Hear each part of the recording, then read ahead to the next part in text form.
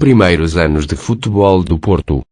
A 28 de setembro de 1893, no dia do aniversário do rei Dom Carlos e da rainha Dona Amélia, o Futebol Clube do Porto é fundado, por obra e graça do jovem de 20 anos António Nicolau de Almeida, um comerciante do vinho do Porto, que descobriu o futebol nas suas viagens à Inglaterra. O FC Porto inicia então os seus primeiros treinos no Campo do Prado, em Matosinhos, e no dia 8 de outubro disputa o primeiro jogo da história do clube, contra o Clube de Aveiro. A 25 de outubro de 1893, Nicolau de Almeida convida o clube lisbonense para uma partida de futebol, que decorreria no dia 2 de novembro. O Diário Ilustrado, com sede em Lisboa, é quem noticia o convite, e até a resposta do clube lisbonense. Guilherme Pinto Basto, o então presidente do clube lisbonense, aceitara então o convite, mas não no dia previsto. A data escolhida foi o dia 2 de março do ano seguinte e, para além disso, Pinto Basto conseguiu convencer Dom Carlos a patrocinar o jogo, oferecendo também uma taça por parte do rei. O nome escolhido foi Taça Dom Carlos ou ainda Taça del Rei. Jogado no Campo Alegre, no Porto, também chamado Campo dos Ingleses, casa do Oporto Cricket and Lawn Tennis Club, o jogo acaba com uma derrota do FC Porto, por 1-0. Em 1896, António Nicolau de Almeida casa-se com Hilda Runce e esta pede-lhe para se afastar do futebol, que considerava uma modalidade demasiado violenta. António aceita o seu pedido e afasta-se do clube, que entrou num período de letargia. 12 anos depois, em 1906, José Monteiro da Costa regressou de Inglaterra, fascinado pelo mesmo desporto que encantara o seu amigo há mais de uma década, e resolveu criar uma equipa de futebol, sob o nome Grupo do Destino. Entretanto, José conversou com Nicolau de Almeida sobre o projeto que iniciara em 1893. José não hesitou e extingue o Destino, refundando assim o FC Porto e instalando a primeira sede do clube nas instalações do recém-extinto Destino. A nova fundação ocorre no dia 2 de agosto de 1906, assumindo desde logo uma faceta de clube eclético, no qual se começaram a praticar também diversas outras modalidades. José decidiu um azul e branco como as cores do clube e manteve o nome do mesmo. Para além disso, foi desenhado o primeiro emblema do clube, que consistiu numa bola de metal azul com as iniciais FCP. Entretanto, é alugado à Companhia Hortícola Portuense o primeiro campo do clube, o Campo da Rainha, que fora simultaneamente o primeiro relevado de Portugal. Divergências sobre o ano da fundação. Até ao ano de 1988 era oficial a data de fundação do FC Porto, como tendo sido a 2 de agosto de 1906, por iniciativa de José Monteiro da Costa.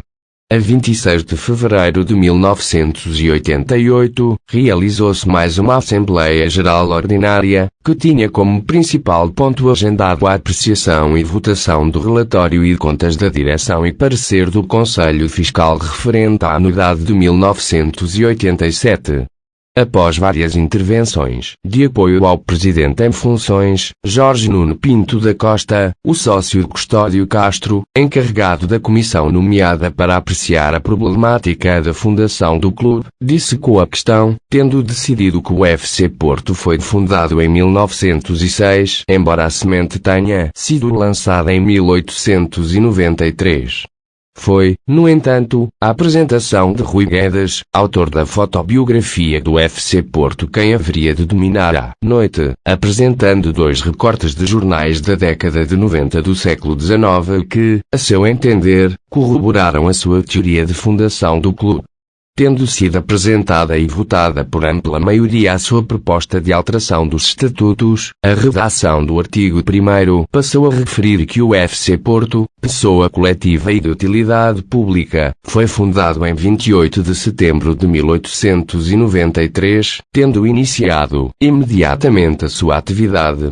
Durante a vida do Futebol Clube do Porto, existiram múltiplas atividades dos seus aniversários e comemorações centradas na sua data de fundação de 2 de agosto de 1906.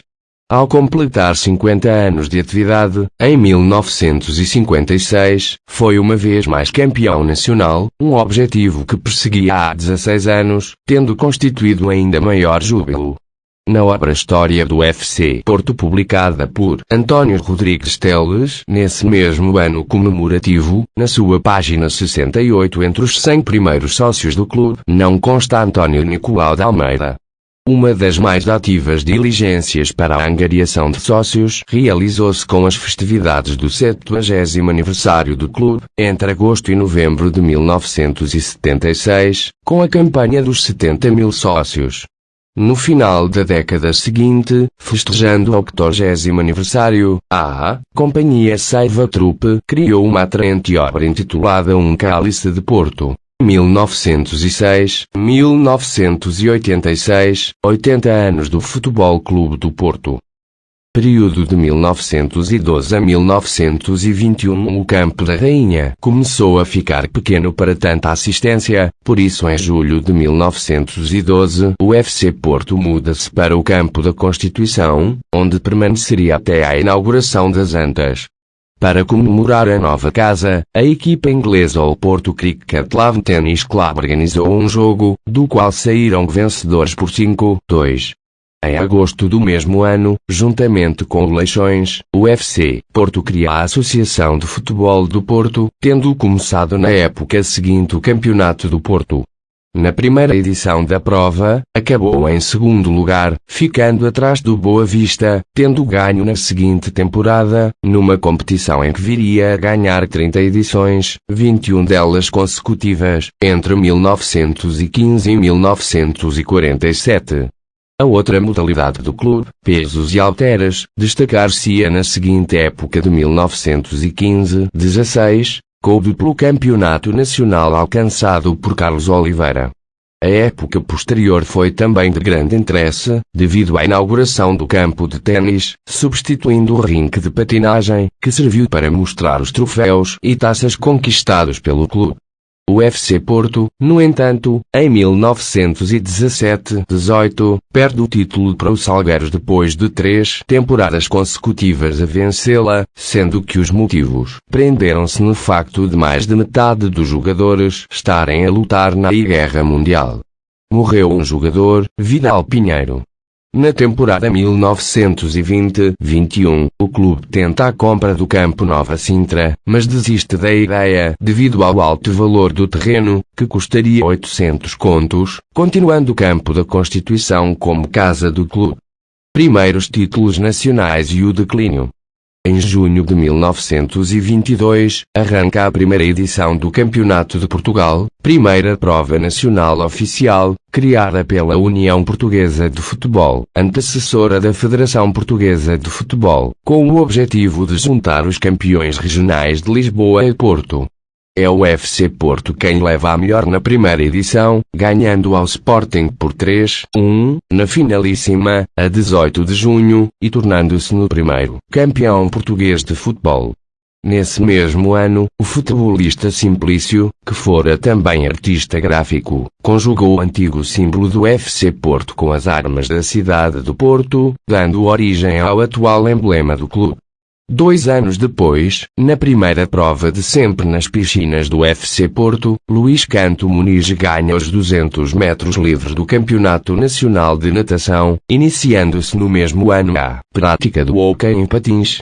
Na modalidade de futebol, dias depois da derrota do FC Porto contra o Deportivo por 7-3, já na época seguinte a 15 de julho de 1925, Valês Carneiro, então jogador portista, é assassinado com 4 tiros pelo escriturário Carmindo Duarte, tendo a sua homenagem sido feita por Coelho da Costa, jogador que marcou o golo que valeu o título de campeão nacional de futebol.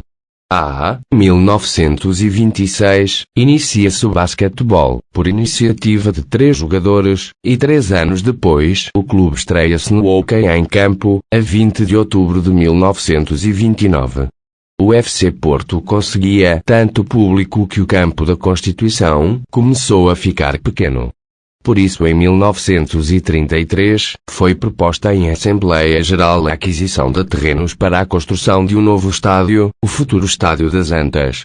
Enquanto não estava disponível, o clube jogava não só na Constituição, mas também em outros campos emprestados, de vez em quando, como o campo do Amial ou Estádio do Lima. Em 1934-35, arranca a primeira edição do Campeonato Nacional da Primeira Divisão, ou simplesmente da Primeira Divisão, estimulada pela necessidade de se estabelecer uma estrutura futebolística mais forte no país, tendo essa ideia surgido após Portugal ter perdido com a Espanha por 9-0, na eliminatória de acesso ao Mundial de 1934.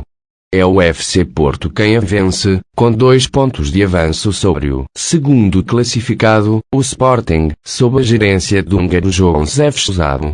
Contudo, o clube só volta a ser campeão nacional 4 anos depois, em 1938-39, no mesmo ano em que o campo da Constituição aumenta a lotação para 20.000 lugares.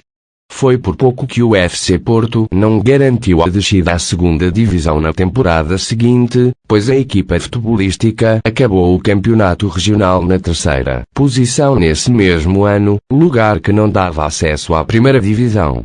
Mas devido ao alargamento de clubes do principal escalão, o clube manteve-se na mais alta competição de futebol e curiosamente foi bicampeão pela primeira vez na sua história, em 1939-40.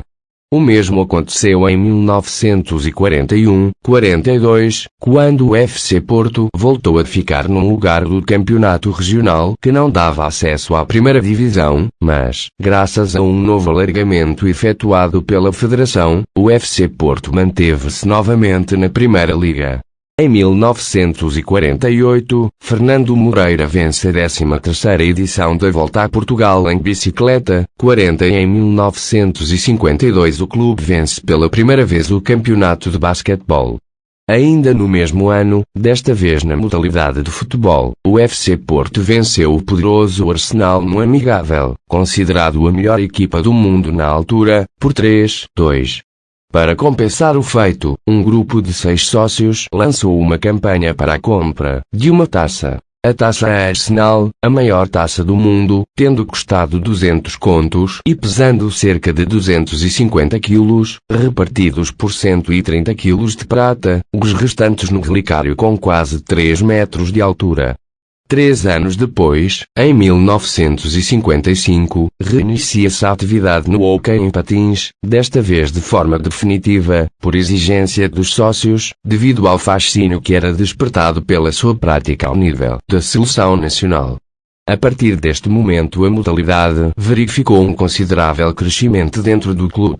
Depois das obras terem começado em inícios de 1951, o estádio do Futebol Clube do Porto é inaugurado em 28 de maio de 1952, mas ficou para a história como Estádio das Antas.